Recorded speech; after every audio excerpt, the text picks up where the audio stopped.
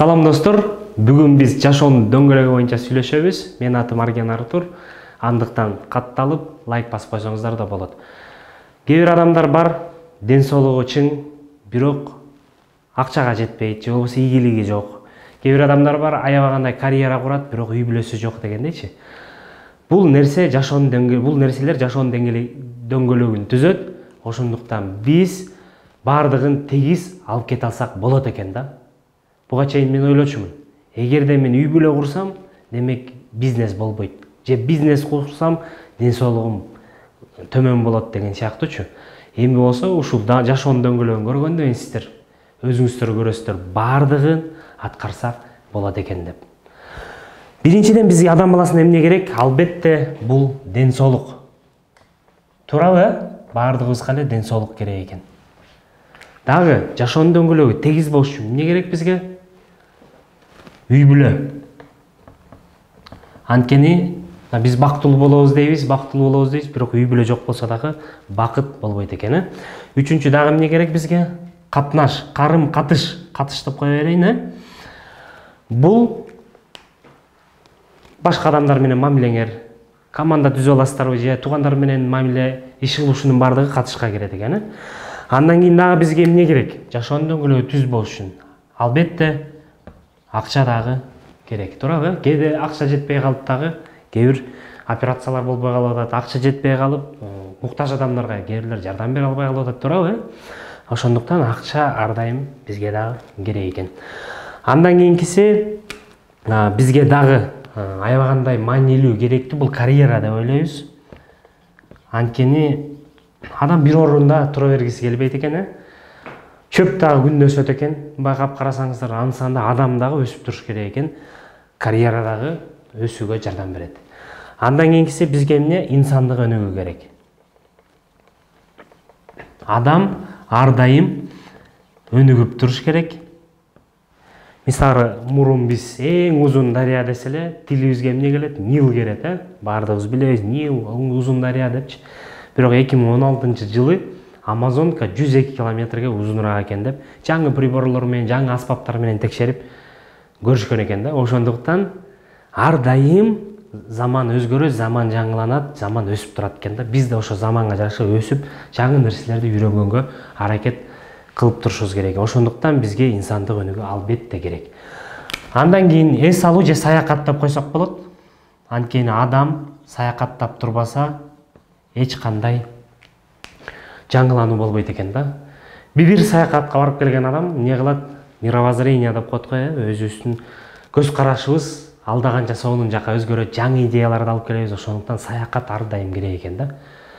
Бир нерсе эмне болбосун, жок дегенде бул жашоодо 1-2 саякатка чыгып келейин деп, албетте биз чыгынып турушубуз керек экен. Андан кийинкиси бизге керектүү бул бош убакыт. Бир кыз апасынан сурайт экен: "Апа, сиз 1 саатына канча акча табасыз?" депчи. Жини келип кызын урушуп салат экен да, апасычы. "Сага эмне кереги бар? Канча акча табарыңды? Сен эмне кыласың?" депчи.